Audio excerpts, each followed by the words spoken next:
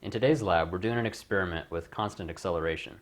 So when an object constantly accelerates, and when it has zero initial velocity, we're able to determine its acceleration from the distance that it travels and the time that it took to travel that distance. When an object is in free fall, it will accelerate downwards at the acceleration of gravity, which on Earth is 9.8 meters per second squared. For this experiment, we're not looking at an object in free fall, but gravity is still the thing supplying the acceleration. So instead of just dropping an object, we're going to allow it to roll down an incline. So we'll be using this track for that, and we'll have a Hot Wheels car that will travel down along the track and accelerate at some fraction of the acceleration of gravity. So that fraction, or how much the acceleration is going to depend on the angle of inclination, how steep or shallow that angle is for the track. Then by varying this angle, so if we adjust this angle, steeper or shallower or something like that, then we can control how fast the acceleration is. So for steeper angles, the acceleration is going to be higher, it's going to be closer to that of gravity.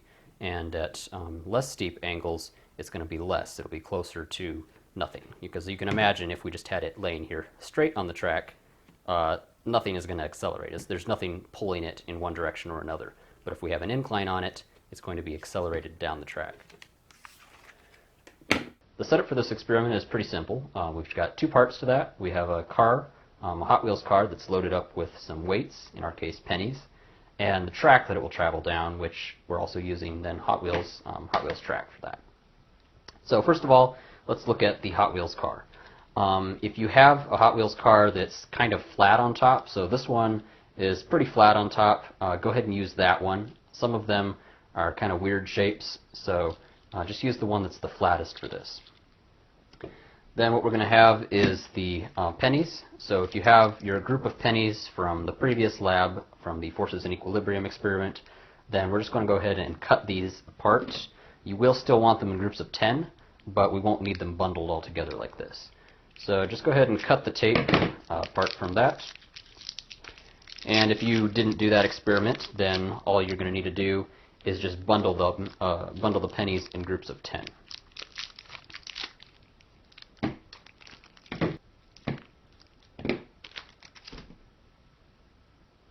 Also hang on to the paper clip that you bent for that, and if you didn't bend it, then just take a paper clip and bend it 90 degrees so that you have it bent like that. So we're going to use this part, and we need 4 of these stacks of pennies, so you can set one of them to the side. We won't need that. And then we're going to tape these to the car. So just go ahead and grab your Scotch tape for this and get a long piece of tape. Then you're going to take one of the stacks of pennies and place it right on the top of the car. Make sure that you kind of place it centered between the wheels. So I've got the wheels here and here, and then you're going to tape it so that the tape is not going to touch the wheels. If it touches the wheels, then that will add some extra friction to our car, which we don't want. So I'm just going to start it here underneath the car so I know where it's going between the wheels. Then I'll just place the pennies on top of the car and wrap the tape around it so that it holds them tightly to the top of the car. Just like that. Okay, so now what we want to do is take 2 more stacks of pennies. So these are 2 more groups of 10. And again, just get some tape. And you're going to tape these on either side of it. So we'll have one in front of and behind the car. In front of and behind the pennies that you just taped on here. So however you need to do that, just get those attached on there. So this tape will not be going under the car. It will only be going attaching it to the other pennies that you already put on there. That way we're just making sure to avoid having any extra tape underneath the car where it might touch the wheels. Okay, so now I've got 3 stacks on here, so that's 30 pennies on top of the car, and then just take your 4th one and put that one kind of just up on top of everything. So again, just get another piece of tape for that, and this one you shouldn't need to tape underneath the car. You can probably just tape from one side around to the other side.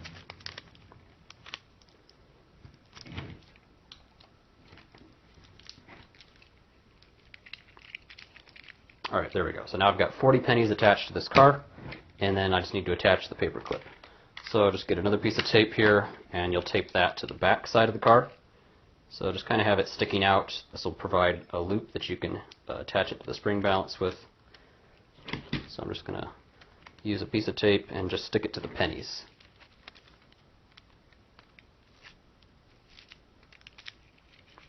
Alright, there we go. So now I've just got 40 pennies on here with the paperclip thingy, the paperclip hook on the back here, and we can hang it with that. So now we need to measure the mass of our car, and just use your spring balance for that. So hang it like this and make sure that you zero it. So mine is off a little bit right now. I'm going to adjust that downward. Alright, and then to weigh the car, just use that paperclip hook. It's an easy way to do it. Just hang the car on the spring balance and record the mass. You will want it in kilograms, so the mass or the spring balance says grams, but just convert that to kilograms and record that value. And then set the spring balance aside for right now. We're not going to use it until later. Now we need to set up the track.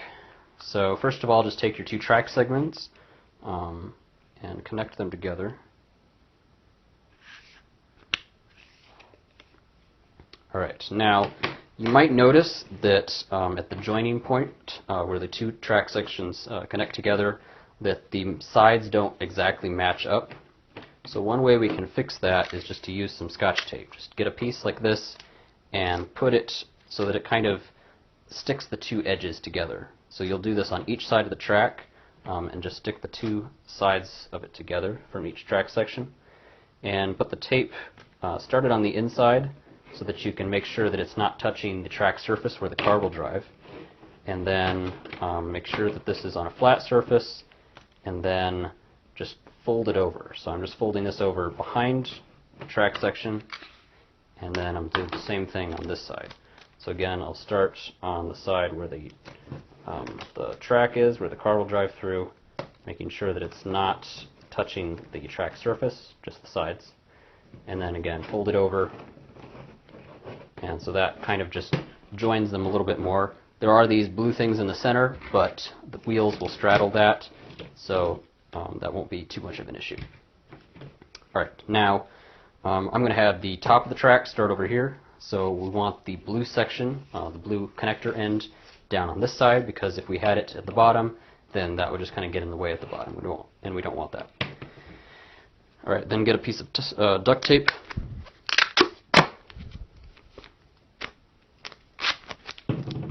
And you can probably use a half length, a half width one if you want for that.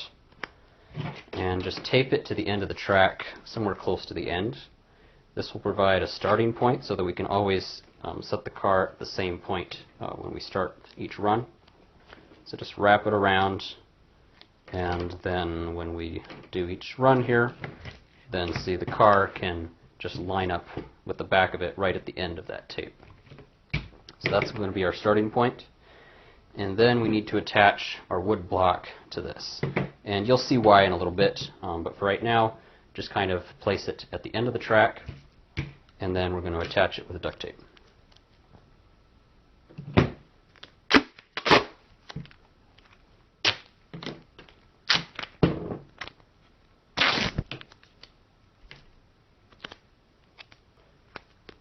So when you do this, make sure that the block is oriented like this, so that it should be kind of at a 90-degree angle. This flat long side is 90 degrees to the track. And then just wrap the tape all the way around so that it goes underneath and holds it tightly to the track.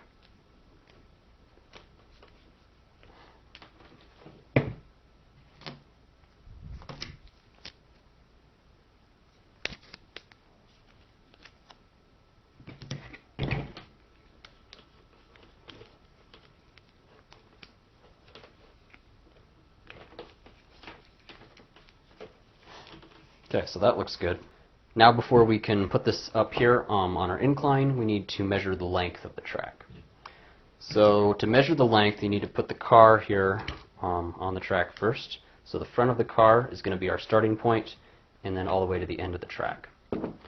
So I'm just going to stretch my tape measure out here from one end of the track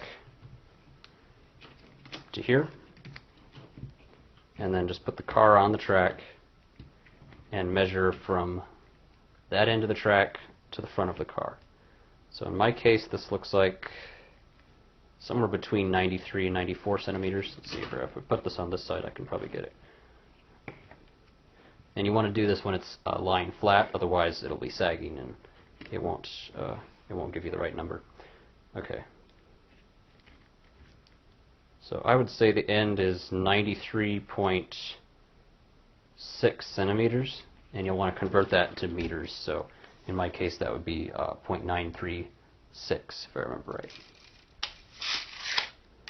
Okay. Now we need to prop this up on our books to create our incline.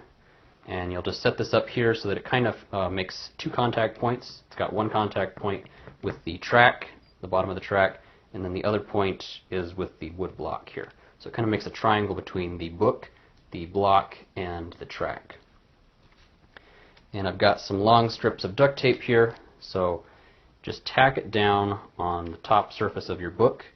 And with this being a slick cover textbook, it's not going to stick here permanently to my book, but if you're worried about it, just check it on the back cover, make sure that it's not going to damage your book.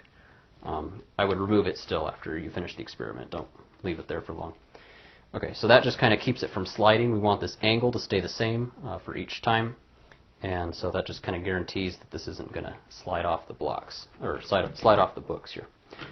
Okay, so now we need to support it in the middle. You'll notice that it's kind of sagging downwards, and it'll especially sag when the car goes through. It's going to sag a lot more. So we need to put some books in the middle there. Just get as many as you need. And looks like I'll need one more here. Okay, so just support it roughly in the middle. Doesn't have to be exactly in the middle, but just enough here that this is all straight. If it sags, then the timing will be off, and we don't want that. Okay, so something like this. Yep, that looks pretty good. Actually, watching this later, no, that was not good enough. You'll notice how it dipped down really far on the first half of the track, and at the same time it kind of flipped up at the end of the track. So maybe what I should have done would be add another book on that center stack and kind of slide it back a little bit so that it supports the track higher up. Or I could have added some duct tape at the end to kind of hold the track end down. Or if you're really worried about it, if it's sagging a lot on that first half of the track, you could add another stack of books, so you'd have like 3 stacks. Or if you had something to support it in the middle, like a meter stick or something like that, you could put that underneath it, and that would be a good idea too. So the last thing with our setup, we just need to take the Scotch tape dispenser and place that at the bottom of the track. So when the car comes down the track, it's going to hit the tape dispenser, make a loud noise, and that will be marking the end of the run. So it starts off up here, and then it comes down to the end, hits that, and makes a noise. And then the other thing we need to do is put a pillow at the end. So if you don't, the car is just going to fly off the table. So just put a pillow or a jacket or something at the end, something that will absorb the impact and keep it from sliding off the table.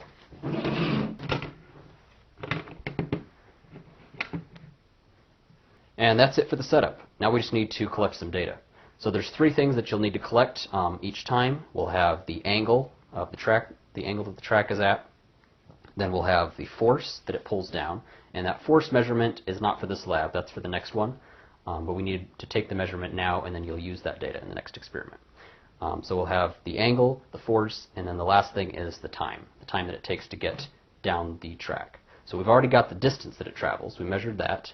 And then we got the time, so from that we'll be able to get our acceleration.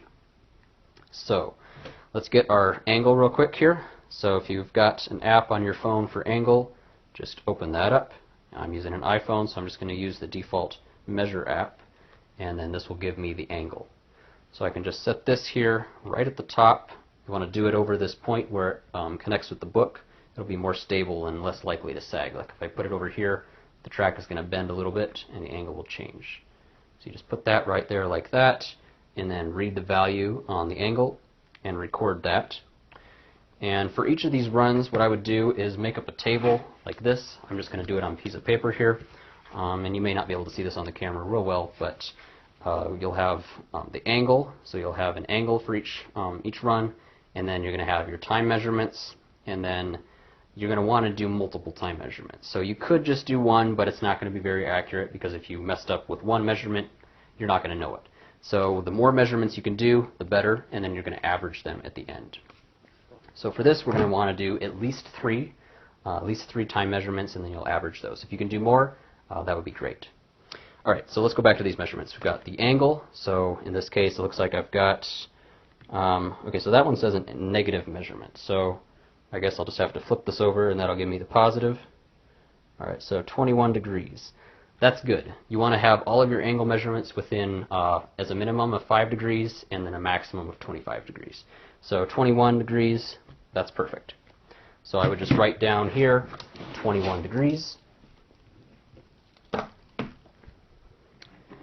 And later, if you do these calculations on the computer, you may need to convert your angles to radians, but don't worry about that right now. Just write down your angles in degrees, and then we need our force measurement. So for this, you'll just set your spring balance on the track, and then use that paperclip hook on the back of your car, connect it to the spring balance hook, and then just let it hang like this. And then you'll read the force in newtons right on there. And then you'll write that one down somewhere as well. So I suppose I should make a force column on my table as well. So just add a column here for force. And then you'll record that value. Okay, so I'll set this down here and read the value, and in my case it looks like somewhere around 0.35 newtons maybe. So I would write that number down on my paper, and then I'm ready for the time. So you're going to open the Phyphox app, and I think I said that wrong in one of the previous videos, so apparently it is Phyphox, like physics, but Phyphox. Anyway, so let's open that app and go down to your acoustic stopwatch. And you can play around with the threshold and delay features. For now, I'm just going to leave them as is.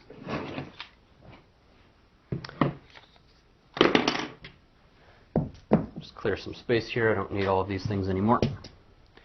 Alright, so you're going to place this right at the end of the track, and if you know which end of your phone has the microphone, in my case the microphone is right here, then I'm going to place that close to the end so that it can see that, it can hear it when it hits the bottom. Okay, so then you're going to place the car up at the top, and then use something to make a sharp noise. I'm just going to use my ruler here.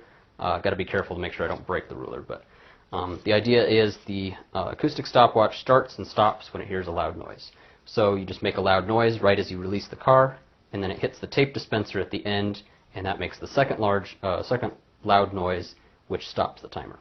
And if the app doesn't seem to be working for you, if it doesn't, if it's delayed too much, if it, maybe you start it and it starts late, and you stop it and it stops late, then just use a regular stopwatch where you just, tap start, let go, and stop when it hits the end. So make sure that you start and stop it exactly when you let go of this, otherwise your timing will be off. If your timing is too short, like say you stopped it too soon or you let go and then started it too late, that will make your accelerations too large. It will make your times too short, which makes your accelerations too large, and that'll mess up your data. So just be careful about that. Release it exactly when you make the starting noise. So as I found in previous videos, this will make it will react to me talking, so I can't talk while I'm demonstrating this. But the sequence of how I'll do this is I'll hit record on here, like I'll start measuring there. I'll have this up at the top. I'll make a noise, like I'll slap this on the table like this, right as I let go of the car. And then it will go down, it will hit the tape dispenser, and it will stop the timer, and I'll write down the time. So let's just go ahead and do that real quick.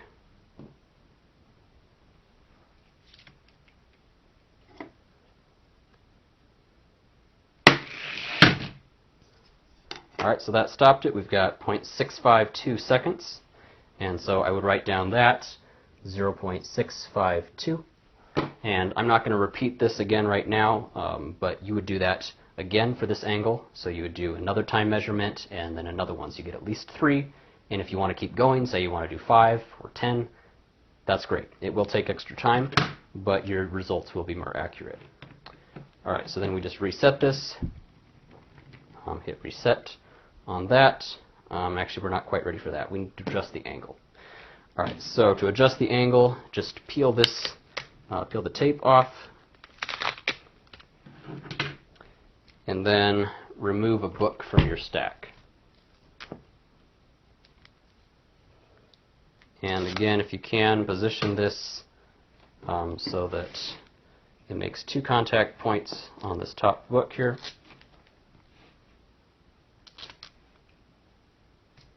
Just like that. And adjust your middle stack so that it's still nice and level like that. Then you're going to measure the angle again. So I'm going to jump back over to my angle measurement app. So I'll just place that on there. This one is 15 degrees. That's maybe a large jump, so what I might do instead, let's put this one back in the stack, and maybe I'll remove a thinner book. So let's try maybe removing this book. Now let's try it again and see what that angle is. 18 degrees. That's pretty good. So you want to space them out evenly across that range of 5 to 25 degrees. So if it's 18 degrees, that's a decrease of 3 degrees. That's perfect. Alright, so just tack this in place, adjust your middle, set this up, record the angle, 18 degrees. I'll write that down. Then you'll get the force, put the spring balance on there again, put the car on the hook, and read the value, and that looks like, in my case, maybe 0.3 newtons this time. So I've got that. I'll switch this back over to the Fifox app. Got the acoustic stopwatch tool again. Place this with the microphone end towards the end of the track. Set up the tape dispenser again, and then I'll hit reset on here and start recording.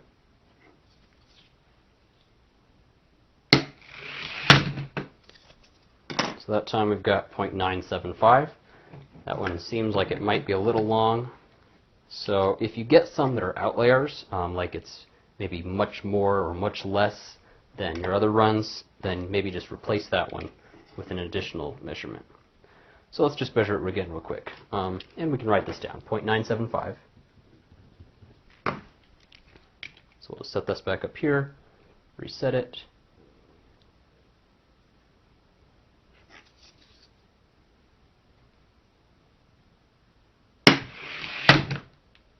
That time it was 0.818. So each time you do this, you'll just write down the value, and then at the end you'll average all of those times. Well, you'll average the times for that angle. So this is your process. You're just going to repeat it again and again. So you'll have 5 different angles. For each of those angles, you're just going to adjust the height of your book stack. You'll measure the angle height. You'll measure the angle on here with your measurement app. You'll record that angle. You'll set up your spring balance on here. You'll put the car on it. You'll get your force measurement from that. You'll write that down. Then you'll switch back over to the Fifox app on the acoustic stopwatch. Place your microphone end closer to the tape dispenser. You'll hit start. You'll put this up at the top, and you'll release it right when you smack on the table with your ruler or pen or whatever. So I'll just go like that. Gets down to the end, hits this tape dispenser, makes a sound, stops it. You'll record that time, and then you're going to do it again. You'll let it run down, record the time. Let it run down, record the time. So you get at least 3 measurements for that angle. If you're going to do more, say you wanted to do 5, then you would do 5 for each angle. So each time, adjust your height, get your angle, get your force, let it run down at least 3 times, and get your time. Then at the end, you're going to average the times, so you get an average run for this distance at that angle. There's formulas for that in your lab write-up, so just follow that. Get your average time, and then you'll be able to complete the analysis. For the next lab, you're going to use some of the data that you collected in this experiment. So you'll have the force that you collected here with the spring balance. You'll have the accelerations that you calculated from the times, and then you'll also need the mass of your car. So just make sure you have those ones handy so that you can use them in the next experiment. And again, make sure to read your lab instructions, the lab write-up carefully. It'll have more information on this experiment than what is shown in this video, so read that carefully and good luck on your experiment.